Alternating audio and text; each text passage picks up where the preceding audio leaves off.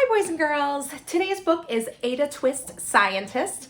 This book is about how important it is to ask questions and ask why and observe things around you. So maybe you can be a scientist just like Ada Twist too. So if you want to hear a story, say, I do. If you want to hear a story, say, I do. If you want to hear a story, then you're sitting nice and quiet. If you want to hear a story, say, I do.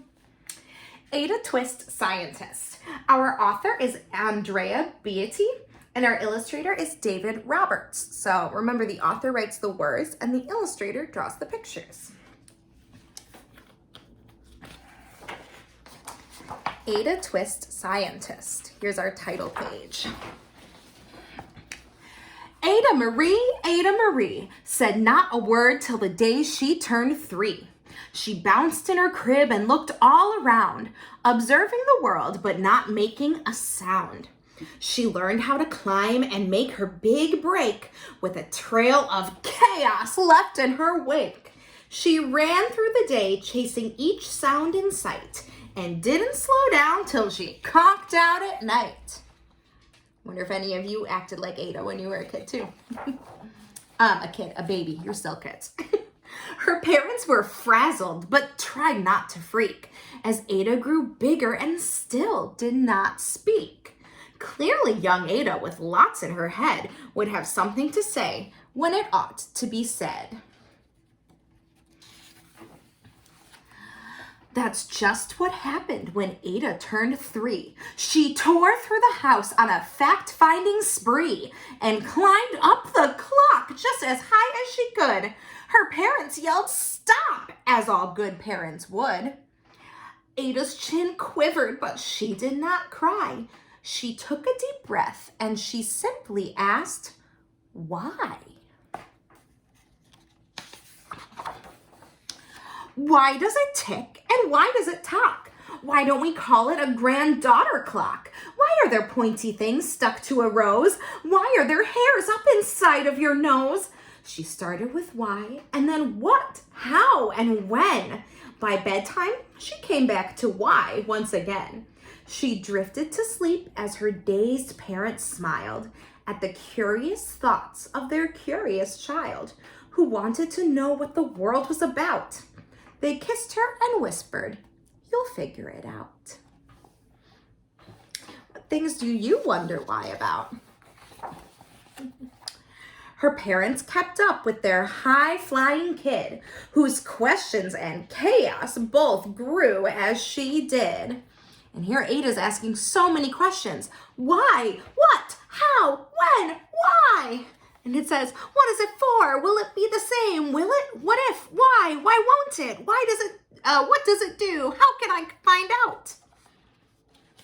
When you ask a lot of questions, that means that you are curious. It means you want to know information. Even Miss Greer found her hands were quite full when young Ada's chaos wreaked havoc at school. But this much was clear about Miss Ada Twist. She had all the traits of a great scientist. I wonder what she's doing with all these bottles here. I see she's dropping something in one. Maybe your parents know about that. Ada was busy that first day of spring, testing the sounds that make mockingbirds sing, when a horrible stench whacked her right in the nose, a pungent aroma that curled up her toes. "Zowie," said Ada, which got her to thinking, what is the source of that terrible stinking? How does a nose know there's something to smell? And does it still stink if there's no nose to tell? She rattled off questions and tapped on her chin. She'd start at the start where she ought to begin. A mystery, a riddle, a puzzle, a quest. This was the moment that Ada loved best. So she had a question. She wanted to know what's making her nose act like that. And so she's going to go find out. Ada did research to learn all she could of smelling and smells, both the stinky and good. One hypothesis Ada thought could be true. Hypothesis is a guess. The terrible stink came from Dad's cabbage stew. She tested and tested, but soon Ada knew it was time to come up with hypothesis 2. We've made hypotheses in class before. When we tested to see what soap made the best bubbles, you made a guess first, and then we tested our hypothesis. Then zowie, the stink struck again just like that. Hypothesis 2, it's caused by the cat. The cat couldn't make such a stink on its own. It needed perfume and some fancy cologne. So young Ada tested. The test was a flop. She started again, but her parents yelled, "Stop!" Look at what they want her to stop doing. I think that's a safe idea. Ada Marie, to the thinking chair now by the time we count 3.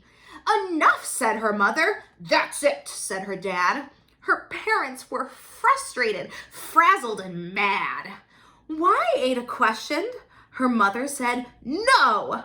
What? Ada queried. Her father said, go.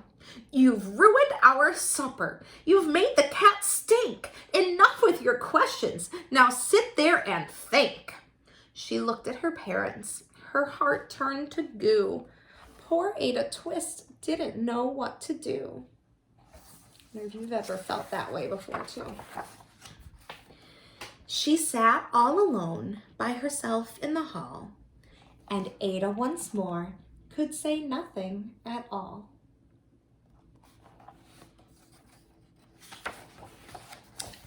And so Ada sat, and she sat, and she sat, and she thought about science and Stu and the cat, and how her experiments made such a big mess. Does it have to be so? Is that part of success? Are messes a problem? And while she was thinking, what was the source of that terrible stinking? And Ada did what scientists do. She asked a small question, and then she asked 2. And each of those led to 3 questions more. And some of those questions resulted in 4. And Ada got thinking. She really dug in. She scribbled her questions and tapped on her chin. Where is she scribbling those questions? She started at why, and then what, how, and when. At the end of the hall, she reached why once again. Remember, scientists ask questions and try to find the answers. Her parents calmed down and they came back to talk. They looked at the hallway and just had to gawk. Gawking means that like their jaw dropped. They were like, how do you think her parents are feeling right now? No patch of bare paint could be seen on the wall. The thinking chair now was the great thinking hall. They watched their young daughter and sighed as they did. What would they do with this curious kid who wanted to know what the world was about? They smiled and whispered, we'll figure it out. And that's what they did, because that's what you do when your kid has a passion and heart that is true. They remade their world. Now they're all in the act of helping young Ada sort fiction from fact. She asks lots of questions. How could she resist? It's all in the heart of a young scientist.